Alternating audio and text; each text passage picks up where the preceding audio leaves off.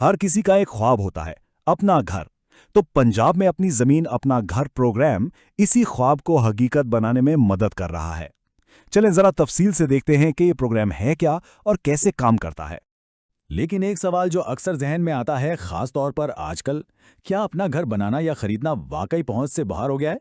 क्योंकि जिस तरह महंगाई बढ़ रही है, ये एक ऐसा सवाल है जो भाई बहुत से लोगों को परेशान करता है। और सच पूछें तो हकीकत यही है। खास तौर पर कम आमदनी वाले खानदानों के लिए अपना घर बनाने का ख्वाब पूरा करना वाकई एक बहुत बड़ा चैलेंज है। लेकिन अच्छी खबर यह है कि इसी मसले को हल करने के लिए अब एक अहम कदम उठाया गया है। तो चलें देखते हैं कि हुकूमत की तरफ से इस मसले का क्या हल पेश किया जा रहा है। और ये है अपनी जमीन अपना घर प्रोग्राम, जो वाकई बहुत से लोगों के लिए एक उम्मीद की किरण बन सकता है। अच्छा, तो ये प्रोग्राम आखिर है क्या? देखिए, सीधे और सादा लफ्जों में समझें तो अपनी ज़मीन अपना घर हुकूमत पंजाब की एक फलाही हाउसिंग स्कीम है। इसका जो मेन मकसद है वो ये है कि जो मुस्तहिक हैं, यानी जो कम आमदनी वाले ख़ानदान हैं, उन्हें छोटे रिहायशी प्लॉट दिए जाएं ताकि वो अपनी छत बना सकें। आप जरा इसके मकासद पर नज़र डालते हैं। सबसे पहली बात तो यह है कि इन खानदानों को ज़मीन का मालिक बनाया जाए जिनके पास अपनी कोई जगह नहीं है। फिर जाहिर है सूबे में जो घरों की कमी है उसे भी कम करना है। इसके अलावा जो कम आमदनी वाले लोग हैं उनके रहने सहने के हालात को बेहतर बनाना भी एक बड़ा मकसद है। और आखिर में ये भी कोशिश है कि जो भी नई आबादियां बने वो महफूज और अच्छी तरह से प्लान की हुई हों। चलें जी, अब आते हैं सबसे ज़रूरी सवाल की तरफ, अहलियत। यानी कौन इसके लिए अप्लाई कर सकता है और कौन नहीं, ये समझना बहुत ज़रूरी है, तो इस पर ज़रा गौर कीजिएगा। तो कौन दरख्वास्त दे सकता है? पहली शर्त, पंजाब का रिहायशी होना लाजमी है। उम्र 21 साल या इससे ज़्यादा होनी चाहिए। और सबसे अहम बात, आपके नाम पर पहले से कोई घर या ज़मीन ना हो।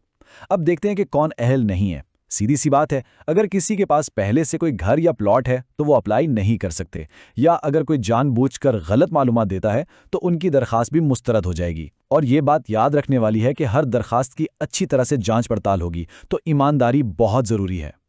अच्छा, एक और बहुत अहम बात, इस स्कीम में कुछ लोगों को तरजीह यानी प्रायोरिटी दी जा सकती है। उनमें कौन कौन शामिल हैं? बेवाएं, माजूर अफराद, मजदूर तबका और वो खानदान जो किराए के घरों में रह रहे हैं। क्योंकि इस प्रोग्राम का मकसद ही उन लोगों की मदद करना है जिन्हें वाकई इसकी सबसे ज्यादा जरूरत है। तो अहलियत की बात तो हो गई। अब सवाल यह है कि अप्लाई कैसे करना है। घबराने की बिल्कुल ज़रूरत नहीं है, क्योंकि इसका तरीका बहुत ही आसान रखा गया है ताकि हर कोई आसानी से इसमें हिस्सा ले सके। चलें एक एक करके स्टेप्स को देखते हैं। सबसे पहले तो तैयारी करें। अपना शनाख्ती कार्ड और जो भी ज़ाती मालूमात हैं इन्हें अपने पास तैयार रखें। दूसरा कदम, ये ज़रूर चेक कर लें कि ये स्कीम आपके ज़िले में शुरू हुई है या नहीं। जब रजिस्ट्रेशन शुरू हो तो जो सरकारी फॉर्म है उसे ठीक से पुर करें और तस्दीक के लिए जमा करवा दें। और बस इसके बाद हुकूमत के सिलेक्शन प्रोसेस का इंतज़ार करना है। ठीक है, अप्लाई करने का तरीका तो समझ आ गया, लेकिन इस प्रोग्राम के फायदे क्या हैं? मतलब असल में इससे क्या फर्क पड़ेगा?